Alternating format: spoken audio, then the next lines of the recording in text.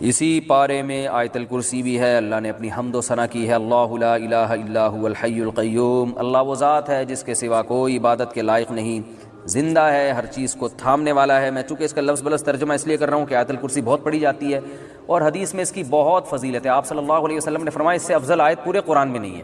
فرض نماز کے بعد آپ صلی اللہ علیہ وسلم نے فرمایا جو پڑھے گا اسے جنت میں جانے سے کوئی چیز نہیں روک سکتی، اور صحیح حدیث سے ثابت ہے کہ شیطان سے، جنات سے، جادو وغیرہ سے آیت الکرسی انسان کو بچاتی ہے۔ رات کو بھی پڑھ کے سونے کی ترغیب ہے۔ حضرت ابو ہریرہ کا مشہور واقعہ ہے، چونکہ یہ خلاصہ میں پوری تفصیل نہیں بیان کروں گا، شیطان ان کو تنگ کرتا تھا انسانی شکل میں آ کے، حضرت ابو ہریرہ نے آیت الکرسی پڑھی اور نبی نے فرمایا کہ یہ شیطان اب راستہ تمہارا چھوڑ دے گا۔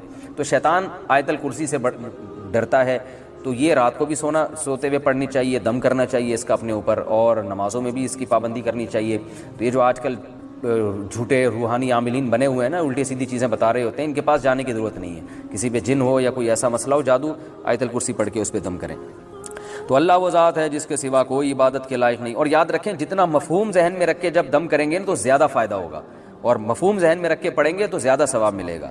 اللہ لا الہ الا ہو، اللہ وہ ذات ہے جس کے سوا کوئی عبادت کے لائق نہیں، الحی، زندہ ہے، القیوم، ہر چیز کو تھامنے والا ہے، لا تأخذہ سنۃ، اسے نہ اونگ آتی ہے، ولا نوم، اور نہ نیند آتی ہے، لہو ما فی السماوات وما فی الارض، اسی کے لیے ہے جو کچھ آسمانوں میں اور جو کچھ زمین میں، من ذا الذی یشفع عندہ الا باذنہ، کون ہے جو اللہ کے سامنے کسی کی سفارش کر سکے سوائے اس کی اجازت کے؟ جس کی اللہ اجازت دے گا تو اس کی تو سفارش ہو سکتی ہے، باقی کسی کی نہیں ہو سکتی، کسی میں دم نہیں ہے۔ یعلم ما بین ایدیہم وما خلفہم، جو کچھ لوگوں کے ماضی میں ان سے پہلے گزر چکا اللہ وہ بھی جانتا ہے، اور جو ان کے سامنے ہے بعد میں آنے والا ہے اللہ وہ بھی جانتا ہے۔ ولا یحیطون بشیء من علمہ الا بما شاء، اللہ تو سب کچھ جانتا ہے لیکن لوگ اللہ کے علم میں سے کسی بھی چیز کا احاطہ نہیں کر سکتے۔ اللہ کے پاس جو علم ہے اس میں سے کچھ بھی حاصل نہیں ہو سکتا الا بما شاء، مگر جتنا اللہ چاہے۔ تو آج دنیا میں جتنی بھی نالج ہے وہ اللہ کے علم کا اربواں اور کروڑواں حصہ بھی نہیں ہے، اور یہ بھی وہ ہے جو اللہ نے چاہا ہمیں دے دیا۔ وسیع کرسیہ السماوات والارض، اس کی جو بادشاہت کی کرسی ہے وہ آسمانوں اور زمینوں پہ پھیلی ہوئی ہے، ولا یؤودہ حفظہما، اور آسمانوں اور زمینوں کی حفاظت اللہ کو تھکاتی نہیں ہے، وہو العلی العظیم، وہ بلند مرتبے والا اور عالی شان ہے۔ یہ آیت الکرسی ہے جس کا میں نے آپ کو ترجمہ بتایا، آپ ترجمہ کے ساتھ اس کو یاد کریں اور پھر پڑھیں گے تو انشاءاللہ زیادہ فائدہ ہوگا۔ اسی صورت میں اللہ نے یہ بھی بتا دیا لا اکراہ فی الدین، دین میں زبردستی نہیں ہے، اسلام میں کافر کو گن پوائنٹ پہ مسلمان نہیں کیا جا سکتا۔ فقط تبین الرشد من الغی، اس لیے کہ اللہ فرماتے ہیں سیدھا راستہ اور غلط راستہ بالکل واضح ہے، اسلام اور کفر بالکل واضح ہے، تو اب گن پوائنٹ پہ کسی کو مسلمان بنانے کی ضرورت ہی نہیں ہے۔ اور جو ہے اتنا واضح ہے کہ جو بھی اس اسلام کے راستے کو فالو نہیں کرے گا وہ اپنی ہاتھوں سے اپنے آپ کو جہنم کے گڑھے میں ڈال رہا ہے، یعنی ہم نے حق اور باطل میں کوئی کنفیوژن چھوڑی نہیں ہے۔ اور آج بھی آپ دیکھ سکتے ہیں اسلام کے حکام کو آپ کمپیئر کریں دیگر مذاہب سے تو دودھ کا دودھ پانی کا پانی ہو جائے گا۔ فَمَن يَكْفُرْ بِالطَّاغُوتِ وَيُؤْمِن بِاللَّهِ فَقَدِ اسْتَمْسَكَ بِالْعُرْوَةِ الْوُثْقَىٰ، فرمایا جو اللہ پر ایمان لائے اور شیطان کا انکار کرے، اسلام کو فالو کرے تو ایسے جیسے مضبوط چھلے کو تھام لیا۔ کوئی دریا میں ڈوب رہا ہو نا اور مضبوط کڑی کو تھام لے تو بچت ہو جاتی ہے۔ تو اللہ فرماتے ہیں یہ دنیا بھی حوادث کا اور شیطانی جو ہے نا اس میں تصرفات ہوتے ہیں، گمراہیاں پھیلتی ہیں، جو اسلام کے چھلے کو پکڑ لے گا تو وہ بچ جائے گا۔ تو وہ مضبوط چھلا ہے اور مضبوط لگام ہے جس کو پکڑنے سے تمہاری حفاظت ہو جائے گی، لن فصام لہا، یہ ٹوٹنے والا نہیں ہے۔ بڑی خوبصورت مثال دی۔ اور اللہ نے یہ بھی فرمایا اللہ ولی الذین آمنوا یخرجہم من الظلمات الی النور، ایمان والوں کا اللہ دوست ہے، ان کو گمراہی سے روشنی کی طرف لاتا ہے۔ یعنی جب آپ اسلام کو فالو کرتے ہیں نا تو آہستہ آہستہ آپ کے سامنے ہدایت کے راستے اور کھلتے چلے جاتے ہیں، حق اور باطل اور ممتاز ہوتا چلا جاتا ہے، اور جو اسلام کو فالو نہیں کرتے تو وہ اور زیادہ گمراہی کی طرف چلے جاتے ہیں۔ اس کی مثال دیکھ لیں آپ، یورپ اسلام کو فالو نہیں کر رہا، کیسے کیسے گمراہانہ قانون بنتے چلے جا رہے ہیں، گے میرج کو حلال کر دیا، کچھ انسانی سوچنے کی بات ہے، شراب حلال ہے، زنا حلال ہے، گمراہی میں پڑتے چلے جا رہے ہیں، اور اب پتہ نہیں کیا کیا چیزیں حلال ہونے والی ہیں، اللہ کی پناہ۔ تو اللہ فرماتے ہیں ایمان والے جو ایمان کو فالو کرتے ہیں روزانہ ان کی ہدایت بڑھتی ہے، اور جو اسلام کو فالو نہیں کرتا وہ گمراہی سے گمراہی کی طرف چلے جاتے ہیں، اور آئندہ اور زیادہ گمراہ ہو جائیں گے وہ۔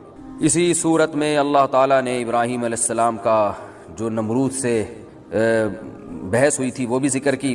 ابراہیم علیہ السلام نے کہا میرا رب جو ہے، میرا رب زندہ کرتا ہے اور موت بھی دیتا ہے۔ تو بادشاہ نے کیا کہا کہ میں بھی تو زندہ کر سکتا ہوں۔ ایک شخص جس کے پھانسی کا فیصلہ ہونے والا تھا اس کو کہا چھوڑ دیا کہ دیکھو یہ مرنے والا تھا، میں نے اس کو حیات دے دی. اور ایک آدمی جو بیچارہ بے گناہ تھا اس کو بادشاہ نے قتل کروا دیا، بولا دیکھو میں تو موت دیتا ہوں. ابراہیم علیہ السلام نے کہا ٹھیک ہے، میرا رب تو مشرق سے سورج نکالتا ہے، تو مغرب سے نکال کے دکھا. تو بیچارہ تو نہیں کہنا چاہیے، وہ جو ہے نا مبہوت ہو گیا. اللہ نے اسی میں ایک واقعہ بیان کیا کہ کوئی بزرگ تھے پچھلے زمانوں میں، تو یا کوئی پیغمبر تھے، اس کا قرآن میں ہمیں واضح تذکرہ نہیں ملتا. تو انہوں نے کہا کہ اللہ تو جب ہم ہڈیاں ہو جائیں گے کیسے زندہ کرے گا؟ ان کے دل میں کوئی شبہ یا شک نہیں تھا، بس ویسے ہی اطمینان قلب کے لیے. تو قرآن کہتا ہے کہ اللہ نے ان کو موت دے دی. کالذی مر علی قریۃ وہی خاویۃ علی عروشہا، ایک بستی کے پاس سے گزرے جو تباہ ہو چکی تھی. تو انہوں نے کہا اللہ یہ تو مر گئے، کھپ گئے، کیسے قیامت میں دوبارہ زندہ ہوں گے؟ اللہ نے انہی کو موت دے دی، اور 100 سال کے بعد اللہ نے ان کو اٹھایا. اور پھر اللہ نے پوچھا بتاؤ تم کتنے دن سوئے ہو، یہ کتنے دن تمہیں پر موت واقع ہوئی ہے؟ انہوں نے کہا 1 دن یا اس سے بھی آدھا. اللہ نے کہا کہ تمہیں میں نے 100 سال تک موت دی ہے، 100 سال کے بعد اٹھایا ہے. فانظر الی طعامک و شرابک لم یتسنى، اپنا کھانا اور پینا دیکھو ذرا بھی خراب نہیں ہوا، 100 سال تک اللہ نے اس کی بھی حفاظت کی. وانظر الی حمارک، اور اپنے گدھے کی طرف دیکھو، گدھا جو ہے نا مر کے ہڈیوں کا ڈھانچہ بن چکا تھا، اللہ نے اسے زندہ کر دیا. کہا یہ اپنے گدھے کی طرف دیکھو. وَلِنَجْعَلَكَ آیَةً لِلنَّاسِ وَانظُرْ إِلَى الْعِظَامِ كَيْفَ نُنشِزُهَا، دیکھو ان ہڈیوں کو ہم کیسے دوبارہ اکٹھا کرتے ہیں. ثُمَّ نَكْسُوهَا لَحْمًا، ان پہ گوشت کیسے چڑھاتے ہیں. ان بزرگ یا جو پیغمبر تھے یا بزرگ تھے، قرآن میں اس کا تذکرہ نہیں ہے، انہوں نے دیکھا تو وہ ساری بوسیدہ ہڈیاں جمع ہوئی ہیں اور پورا گدھا دوبارہ گدھا بن کے کھڑا ہو گیا. تو اللہ نے فرمایا جو گدھے کو دوبارہ زندہ کر سکتا ہے وہ انسانوں کو کیوں زندہ نہیں کر سکتا؟ اس طرح سے میں زندہ کروں گا. پھر ابراہیم علیہ السلام کا بھی اللہ نے تذکرہ کیا. ابراہیم علیہ السلام نے اللہ سے پوچھا اللہ تو مردوں کو کیسے زندہ کرے گا؟ اللہ نے فرمایا ابراہیم کیا تجھے یقین نہیں ہے؟ قال بلا ولکن لیطمئن قلبی، کیوں نہیں ہے اللہ، مجھے تیرے وعدوں پر یقین ہے، بس میں چاہتا ہوں اور اطمینان ہو جائے. تو اللہ نے کہا خذ اربعۃ من الطیر، اے ابراہیم آپ 4 پرندوں کو لیں، فصرہن الیک، کسی مخصوص آواز سے ان کو مانوس کریں. انفقوا مما رزقناکم، اے ایمان والوں جو رزق ہم نے تمہیں دیا ہے اسے ہماری راہ میں خرچ کرو. من قبل ان یاتی یوم لا بیع فیہ ولا خلۃ ولا شفاعہ، ایک دن آنے والا ہے کہ کوئی خرید و فروخت نہیں ہوگی، کوئی دوستی کام نہیں آئے گی اور کوئی شفاعت کام نہیں آئے گی. یہاں شفاعت سے مراد ہے زبردستی والی شفاعت، جو مشرکین کا عقیدہ تھا کہ ہم جن بتوں کی عبادت کرتے ہیں وہ زبردستی اللہ کے ہاں بخشوا دیں گے کیونکہ اللہ ان کی رد نہیں کر سکتا، یہ والی شفاعت مراد ہے. اور کافر کی شفاعت نہیں ہو سکتی. جو مومن کی شفاعت ہے، جو نبی صلی اللہ علیہ وسلم اور علماء اور بزرگان دین کریں گے، وہ شفاعت قرآن ہی سے ثابت ہے.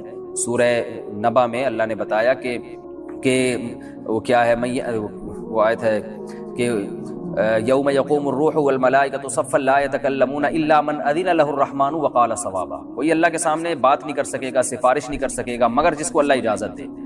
تو وہ اللہ اجازت کس کو دے گا؟ پیغمبروں کو اور اپنے ماننے والوں کو. اور کس کے لیے دے گا؟ وقال صوابا، اور وہ بات بھی درست کرے، یعنی جس کی شفاعت کی میں اجازت دوں انہی کی شفاعت کرے. کس کی اللہ اجازت دیں گے؟ صرف ایمان والوں کی. اور کتنی اجازت دیں گے وہ اللہ قیامت میں خود اس کی حد بندی کریں گے. لیکن کافر کی شفاعت نہیں ہو سکتی، اور شفاعت قہری نہیں ہو سکتی کہ آپ شرک کریں اور آپ یہ سمجھیں کہ یہ جو معبود ہے یا جو بزرگ ہیں جن کی عبادت کر رہا ہوں یہ مجھے زبردستی بخشوا دیں گے اور اللہ ان کی رد نہیں کر سکتا، ایسا نہیں. اسی پارے میں آیت الکرسی بھی ہے. اللہ نے اپنی حمد و ثنا کی ہے، اللہ لا الہ الا هو الحی القیوم، اللہ وہ ذات ہے جس کے سوا کوئی عبادت کے لائق نہیں، زندہ ہے، ہر چیز کو تھامنے والا ہے. میں چونکہ اس کا لفظ بلفظ ترجمہ اس لیے کر رہا ہوں کہ آیت الکرسی بہت پڑھی جاتی ہے اور حدیث میں اس کی بہت فضیلت ہے. آپ صلی اللہ علیہ وسلم نے فرمایا اس سے افضل آیت پورے قرآن میں نہیں ہے. فرض نماز کے بعد آپ صلی اللہ علیہ وسلم نے فرمایا جو پڑھے گا اسے جنت میں جانے سے کوئی چیز نہیں روک سکتی. اور صحیح حدیث سے ثابت ہے کہ شیطان سے، جنات سے، جادو وغیرہ سے آیت الکرسی انسان کو بچاتی ہے. رات کو بھی پڑھ کے سونے کی ترغیب ہے. حضرت ابو ہریرہ کا مشہور واقعہ ہے، چونکہ یہ خلاصہ میں پوری تفصیل نہیں بیان کروں گا. شیطان ان کو تنگ کرتا تھا انسانی شکل میں آ کے، حضرت ابو ہریرہ نے آیت الکرسی پڑھی اور نبی نے فرمایا کہ یہ شیطان اب راستہ تمہارا چھوڑ دے گا. تو شیطان آیت الکرسی سے ڈرتا ہے. تو یہ رات کو بھی سوتے ہوئے پڑھنی چاہیے، دم کرنا چاہیے اس کا اپنے اوپر، اور نمازوں میں بھی اس کی پابندی کرنی چاہیے. یہ جو آج کل جھوٹے روحانی عاملین بنے ہوئے ہیں نا، الٹی سیدھی چیزیں بتا رہے ہوتے ہیں، ان کے پاس جانے کی ضرورت نہیں. کسی پہ جن ہو یا کوئی ایسا مسئلہ ہو، جادو، آیت الکرسی پڑھ کے اس پہ دم کریں. تو اللہ وہ ذات ہے جس کے سوا کوئی عبادت کے لائق نہیں. اور یاد رکھیں جتنا مفہوم ذہن میں رکھ کے جب دم کریں گے تو زیادہ فائدہ ہوگا، اور مفہوم ذہن میں رکھ کے پڑھیں گے تو زیادہ ثواب ملے گا. اللہ لا الہ الا ہو، اللہ وہ ذات ہے جس کے سوا کوئی عبادت کے لائق نہیں. الحی، زندہ ہے. القیوم، ہر چیز کو تھامنے والا ہے. لا تأخذہ سنۃ، اسے نہ اونگ آتی ہے، ولا نوم، اور نہ نیند آتی ہے. لہ ما فی السماوات و ما فی الارض، اسی کے لیے ہے جو کچھ آسمانوں میں اور جو کچھ زمین میں. من ذا الذی یشفع عندہ الا باذنہ، کون ہے جو اللہ کے سامنے کسی کی سفارش کر سکے سوائے اس کی اجازت کے. جس کی اللہ اجازت دے گا تو اس کی تو سفارش ہو سکتی ہے، باقی کسی کی نہیں ہو سکتی، کسی میں دم نہیں ہے. یعلم ما بین ایدیہم وما خلفہم، جو کچھ لوگوں کی ماضی میں ان سے پہلے گزر چکا اللہ وہ بھی جانتا ہے، اور جو ان کے سامنے ہے بعد میں آنے والا ہے اللہ وہ بھی جانتا ہے. ولا یحیطون بشیء من علمہ الا بما شاء، اللہ تو سب کچھ جانتا ہے لیکن لوگ اللہ کے علم میں سے کسی بھی چیز کا احاطہ نہیں کر سکتے. اللہ کے پاس جو علم ہے اس میں سے کچھ بھی حاصل نہیں ہو سکتا الا بما شاء، مگر جتنا اللہ چاہے. تو آج دنیا میں جتنی بھی نالج ہے وہ اللہ کے علم کا اربواں اور کروڑواں حصہ بھی نہیں ہے، اور یہ بھی وہ ہے جو اللہ نے چاہا ہمیں دے دیا. وسیع کرسیہ السماوات والارض، اس کی جو بادشاہت کی کرسی ہے وہ آسمانوں اور زمینوں پہ پھیلی ہوئی ہے. ولا یؤودہ حفظہما، اور آسمانوں اور زمینوں کی حفاظت اللہ کو تھکاتی نہیں ہے. وہو العلی العظیم، وہ بلند مرتبے والا اور عالی شان ہے. یہ آیت الکرسی ہے جس کا میں نے آپ کو ترجمہ بتایا. آپ ترجمہ کے ساتھ اس کو یاد کریں اور پھر پڑھیں گے تو انشاءاللہ زیادہ فائدہ ہوگا. اسی صورت میں اللہ نے یہ بھی بتا دیا لا اکراہ فی الدین، دین میں زبردستی نہیں ہے. اسلام میں کافر کو گن پوائنٹ پہ مسلمان نہیں کیا جا سکتا. فقط تبین الرشد من الغی، اس لیے کہ اللہ فرماتے ہیں سیدھا راستہ اور غلط راستہ بالکل واضح ہے، اسلام اور کفر بالکل واضح ہے. تو اب گن پوائنٹ پہ کسی کو مسلمان بنانے کی ضرورت ہی نہیں ہے. اور جو ہے اتنا واضح ہے کہ جو بھی اس اسلام کے راستے کو فالو نہیں کرے گا وہ اپنی ہاتھوں سے اپنے آپ کو جہنم کے گڑھے میں ڈال رہا ہے. یعنی ہم نے حق اور باطل میں کوئی کنفیوژن چھوڑی نہیں. اور آج بھی آپ دیکھ سکتے ہیں اسلام کے حکام کو آپ کمپیئر کریں دیگر مذاہب سے تو دودھ کا دودھ پانی کا پانی ہو جائے گا. وَمَن يَكْفُرْ بِالطَّاغُوتِ وَيُؤْمِن بِاللَّهِ فَقَدِ اسْتَمْسَكَ بِالْعُرْوَةِ الْوُثْقَىٰ، فرمایا جو اللہ پر ایمان لائے اور شیطان کا انکار کرے، اسلام کو فالو کرے تو ایسے جیسے مضبوط چھلے کو تھام لیا. کوئی دریا میں ڈوب رہا ہو نا اور مضبوط کڑی کو تھام لے تو بچت ہو جاتی ہے. تو اللہ فرماتے ہیں یہ دنیا بھی حوادث کا اور شیطانی جو ہے نا اس میں تصرفات ہوتے ہیں، گمراہیاں پھیلتی ہیں. جو اسلام کے چھلے کو پکڑ لے گا تو وہ بچ جائے گا. تو وہ مضبوط چھلا ہے اور مضبوط لگام ہے جس کو پکڑنے سے تمہاری حفاظت ہو جائے گی. لن فصام لہا، یہ ٹوٹنے والا نہیں. بڑی خوبصورت مثال دی. اور اللہ نے یہ بھی فرمایا اللہ ولی الذین آمنوا یخرجہم من الظلمات الی النور، ایمان والوں کا اللہ دوست ہے، ان کو گمراہی سے روشنی کی طرف لاتا ہے. یعنی جب آپ اسلام کو فالو کرتے ہیں نا تو آہستہ آہستہ آپ کے سامنے ہدایت کے راستے اور کھلتے چلے جاتے ہیں، حق اور باطل اور ممتاز ہوتا چلا جاتا ہے. اور جو اسلام کو فالو نہیں کرتے تو وہ اور زیادہ گمراہی کی طرف چلے جاتے ہیں. اس کی مثال دیکھ لیں آپ، یورپ اسلام کو فالو نہیں کر رہا، کیسے کیسے گمراہانہ قانون بنتے چلے جا رہے ہیں. گے میرج کو حلال کر دیا، کچھ انسانی سوچنے کی بات ہے. شراب حلال ہے، زنا حلال ہے، گمراہی میں پڑتے چلے جا رہے ہیں. اور اب پتہ نہیں کیا کیا چیزیں حلال ہونے والی ہیں، اللہ کی پناہ. تو اللہ فرماتے ہیں ایمان والے جو ایمان کو فالو کرتے ہیں روزانہ ان کی ہدایت بڑھتی ہے، اور جو اسلام کو فالو نہیں کرتا وہ گمراہی سے گمراہی کی طرف چلے جاتے ہیں اور آئندہ اور زیادہ گمراہ ہو جائیں گے. اسی صورت میں اللہ تعالیٰ نے ابراہیم علیہ السلام کا جو نمرود سے بحث ہوئی تھی وہ بھی ذکر کی. ابراہیم علیہ السلام نے کہا میرا رب زندہ کرتا ہے اور موت بھی دیتا ہے. تو بادشاہ نے کیا کہا کہ میں بھی تو زندہ کر سکتا ہوں. ایک شخص جس کے پھانسی کا فیصلہ ہونے والا تھا اس کو کہا، چھوڑ دیا، کہا دیکھو یہ مرنے والا تھا میں نے اس کو حیات دے دی. اور ایک آدمی جو بیچارہ بے گناہ تھا اس کو بادشاہ نے قتل کروا دیا، بولا دیکھو میں تو موت دیتا ہوں. ابراہیم علیہ السلام نے کہا ٹھیک ہے میرا رب تو مشرق سے سورج نکالتا ہے، تو مغرب سے نکال کے دکھا. تو بیچارہ تو نہیں کہنا چاہیے، وہ جو ہے نا مبہوت ہو گیا. اللہ نے اسی میں ایک واقعہ بیان کیا کہ کوئی بزرگ تھے پچھلے زمانوں میں تو یا کوئی پیغمبر تھے، اس کا قرآن میں ہمیں واضح تذکرہ نہیں ملتا. تو انہوں نے کہا کہ اللہ تو جب ہم ہڈیاں ہو جائیں گے کیسے زندہ کرے گا. ان کے دل میں کوئی شبہ یا شک نہیں تھا، بس ویسے ہی اطمینان قلب کے لیے. تو قرآن کہتا ہے کہ اللہ نے ان کو موت دے دی. کالذی مر علی قریۃ وہی خاویۃ علی عروشہا، ایک بستی کے پاس سے گزرے جو تباہ ہو چکی تھی. تو انہوں نے کہا اللہ یہ تو مر گئے کھپ گئے، کیسے قیامت میں دوبارہ زندہ ہوں گے. اللہ نے انہی کو موت دے دی اور 100 سال کے بعد اللہ نے ان کو اٹھایا. اور پھر اللہ نے پوچھا بتاؤ تم کتنے دن سوئے ہو، یہ کتنے دن تمہیں پر موت واقع ہوئی ہے. انہوں نے کہا 1 دن یا اس سے بھی آدھا. اللہ نے کہا کہ تمہیں میں نے 100 سال تک موت دی ہے، 100 سال کے بعد اٹھایا ہے. فانظر الی طعامک وشرابک لم یتسنى، اپنا کھانا اور پینا دیکھو ذرا بھی خراب نہیں ہوا. 100 سال تک اللہ نے اس کی بھی حفاظت کی. وانظر الی حمارک، اور اپنے گدھے کی طرف دیکھو، گدھا جو ہے نا مر کے ہڈیوں کا ڈھانچہ بن چکا تھا، اللہ نے اسے زندہ کر دیا. چپکائی اپنے گدھے کی طرف دیکھو. وَلِنَجْعَلَكَ آیَةً لِلنَّاسِ وَانظُرْ إِلَى الْعِظَامِ كَيْفَ نُنشِزُهَا, دیکھو ان ہڈیوں کو ہم کیسے دوبارہ اکٹھا کرتے ہیں. ثُمَّ نَكْسُوهَا لَحْمًا, ان پہ گوشت کیسے چڑھاتے ہیں. ان بزرگ یا جو پیغمبر تھے یا بزرگ تھے, قرآن میں اس کا تذکرہ نہیں ہے, انہوں نے دیکھا تو وہ ساری بوسیدہ ہڈیاں جمع ہوئی ہیں اور پورا گدھا دوبارہ گدھا بن کے کھڑا ہو گیا. تو اللہ نے فرمایا جو گدھے کو دوبارہ زندہ کر سکتا ہے وہ انسانوں کو کیوں زندہ نہیں کر سکتا, اس طرح سے میں زندہ کروں گا. پھر ابراہیم علیہ السلام کا بھی اللہ نے تذکرہ کیا. ابراہیم علیہ السلام نے اللہ سے پوچھا, اللہ تو مردوں کو کیسے زندہ کرے گا؟ اللہ نے فرمایا, ابراہیم کیا تجھے یقین نہیں ہے؟ قال بلا ولکن لیطمئن قلبی, کیوں نہیں ہے اللہ, مجھے تیرے وعدوں پر یقین ہے, بس میں چاہتا ہوں اور اطمینان ہو جائے. تو اللہ نے کہا خذ اربعۃ من الطیر, اے ابراہیم آپ 4 پرندوں کو لیں, فصرہن الیک, کسی مخصوص آواز سے ان کو مانوس کریں, پھر ان کو ذبح کر کے ان کے گوشت مکس کر کے 4 پہاڑوں پہ, چاروں کناروں پہ, چاروں طرف ان کے ٹکڑے مکس کر کے ڈال دیں. پھر کیا کریں آپ کہ ثم اجعل علی کل جبل منہن جزءا ثم ادعہن, پھر جس آواز سے جس پرندے کو مانوس کیا وہ آواز نکالیں. جیسے ابراہیم علیہ السلام آواز نکالتے, چاروں پہاڑوں سے اس خاص پرندے کی بوٹیاں اور پر اڑ کے جڑتے اور پرندہ وہ چلتا ہوا چلا آ جاتا ابراہیم علیہ السلام کی طرف. تو وَاعْلَمْ أَنَّ اللَّهَ عَزِيزٌ حَكِيمٌ, اللہ نے یہ منظر ابراہیم علیہ السلام کو دکھایا اور فرمایا یقین کر لے اللہ زبردست غالب ہے اور حکمت والا ہے. غالب کا مطلب جو چاہے کرتا ہے, مردوں کو بھی زندہ کر سکتا ہے, اور حکمت والے کا مطلب ہر ایک کو زندہ کر کے دکھائے گا نہیں وہ, کیونکہ ایسے سب کو اللہ دکھاتے پھر تو غیب پر ایمان تھوڑی رہا, پھر تو سارے کافر مسلمان ہو جائیں. تو اللہ اپنی قدرت دکھاتا ہے جس کو چاہتا ہے, اور جو اصل قدرت اللہ نے دکھائی ہے وہ تو تمہیں پانی سے جب انسان بنایا, نطفے سے انسان بنا دیا, تو یہ قدرت کافی ہے ایمان لانے کے لیے. رکوع اور سجدے کے درمیان دعا پڑھنا ثابت ہے, اور سجدوں سے سجدے کے درمیان بھی کیا ثابت ہے؟ جی پڑھ سکتے ہیں, پڑھنی چاہیے. رکوع کی دعا حمدن کثیرن طیبا مبارکن فی رب اغفر لی وارحمنی واہدنی وعافنی وارزقنی, سب پڑھ سکتے ہیں.